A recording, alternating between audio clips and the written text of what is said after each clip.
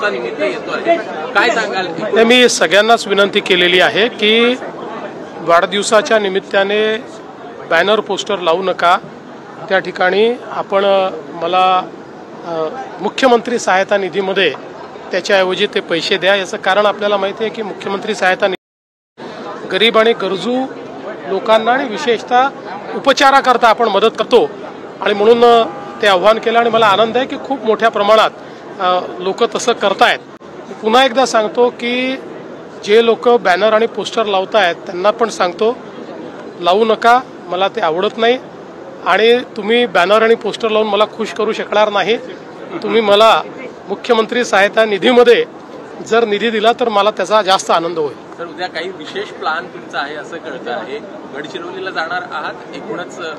माझा निश्चितपणे माझा त्या संदर्भात जायचा माझा विचार आहे आणि शेवटी काय की वाढदिवस हा कुठल्याही दुसऱ्या दिवसासारखा असतो, तो काही वेगळा थोडी असतो। सर, आज मुंबई उच्च न्यायालयाने एक महत्त्वाचा निर्णय दिला आहे। बॉम्बस्फोट प्रकरणातील जे आरोपी आहेत त्यांना निर्दोष सोडलं आहे, निर्दोष सोडण्याची ऑर्डर जी आहे ती कोर्टाने दिली आहे।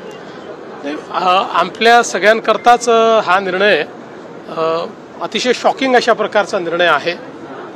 याचं कारण की खालच्या कोर्टाने त्या निर्णय दिला होता आणि 2006 साली हा बॉम्बस्फोट झाल्यानंतर त्यावेळेस ATSने आरोपी पकडले होते, पुरावे जमा केले होते, ते पुरावे कोर्टासमोर सादर केले होते।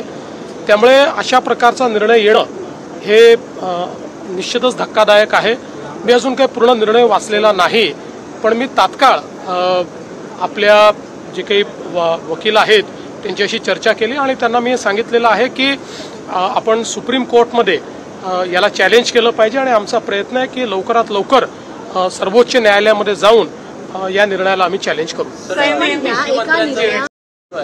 कालपासून व्हायरल होतो आहे, विधान भवनामध्ये ते रमी खेळताना दिसत आहेत आणि या विरोधात विरोधकांकडून मोठा आरोप। मला असं वाटतं की अतिशय चुकीचं आहे। अशा प्रकारे विधान भवनामध्ये ज्यावेळेस चर्चा चालते त्यावेळेस आपलं कामकाज नसलं तरीही आपण त्या ठिकाणी सिरियसली बसणं गरजेचं आहे। साधारणपणे एखादे वेळेस असं होतं की तुम्ही कागदपत्र वाचता, बाकी गोष्टी वाचता, पण रमी खेळतानाचा व्हिडिओ हा काही निश्चितच योग्य नाही। अर्थात त्यांनी त्या ठिकाणी खुलासा देखील दिलेला आहे की मी काही रमी खेळत नव्हतो, अचानक ती पॉपअप झाली। पण ते जरी त्यांनी सांगितलेलं असलं तरी एकूण जे काही घडलेलं आहे ते काही आम्हाला भूषणावं नाही। उच्च न्यायालयाने जो खरं तर निर्णय दिला आहे त्यामुळे कुठेतरी आता असं एक्सटर्नल कंट्रीजमध्ये होऊ शकतं की आपण भारतामध्ये काही केलं आपल्याला कितीतरी वर्षांनी निर्दोष सुटका होऊ शकते, हा एक संदेश जाईल का? नाही, मला असं वाटतं एका निर्णयाने असा संदेश वगैरे जाण्याचं काही कारण नाही आहे। शेवटी भारतामध्ये एक फ्री अँड फेअर ट्रायल होते, त्याच्यामध्ये न्यायाधीश आपला निर्णय देत असतात। आता आपण उलटा विचार केला तर अनेक मोठ्या लोकांना, मोठ्या म्हणजे ते मोठे नाही आहेत, नालायक आहेत, पण अशा नालायक लोकांना मोठं त्या ठिकाणी आतंकवादी घटना ज्या लोकांनी केल्या त्यांना फाशीची शिक्षा देखील आपल्या न्यायालयाने दिलेली आहे। त्यामुळे असं काही समजायचं कारण नाही आहे।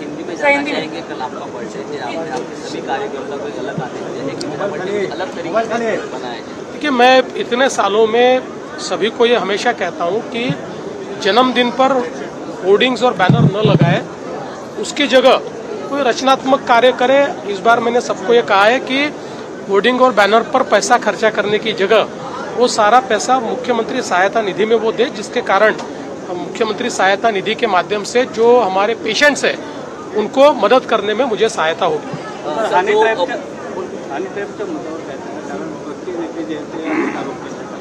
आज संजय राऊत यांनी एक त्यांच्या माध्यमाशी संवाद साधताना फोटो दाखवला आहे, लोढा कार्यकर्ते आहेत त्यांचा तुमच्यासोबतचा फोटो त्यांनी दाखवला आहे। साहेब, पहिली गोष्ट तर हा जो काही लोढा आहे याचे सगळ्यांसोबत फोटो आहेत, शरद पवार साहेबांसोबतही आहेत, सगळ्यांसोबतच फोटो आहेत। हे असल्या फोटोने काय होत नाही, आत्ताच्या परिस्थितीमध्ये कुठलेही पुरावे द्यायचे नाहीत आणि नुसतं हवेत बोलत राहायचं। माझी माध्यमांना विनंती, एकदा मागा ना पुरावे तर दिले पाहिजेत। पुरावे न देता दिवसभर काहीतरी बोलत राहायचं आणि वायफळ चर्चा करायची। अशा वायफळ चर्चेला उत्तर द्यायला मला थोडी वेळ आहे। बघा, मी विरोधी पक्षात होतो, जेव्हा आरोप केला पुराव्यासहित केला, एकही आरोप परत घ्यावा लागला नाही, एकही पुरावा खोटा ठरला नाही, याला विरोधी पक्ष म्हणतात। सर बॉम्ब ब्लास्ट के बारे में जो बॉम्बे हाईकोर्ट ने जो बड़ा निर्णय दिया उसके बारे में देखिए, जो बॉम्बे हाईकोर्ट ने जो निर्णय दिया है ये हम सबके लिए बहुत शॉकिंग इस प्रकार का निर्णय है। हम सुप्रीम कोर्ट में इसको चैलेंज करेंगे। Thank you sir.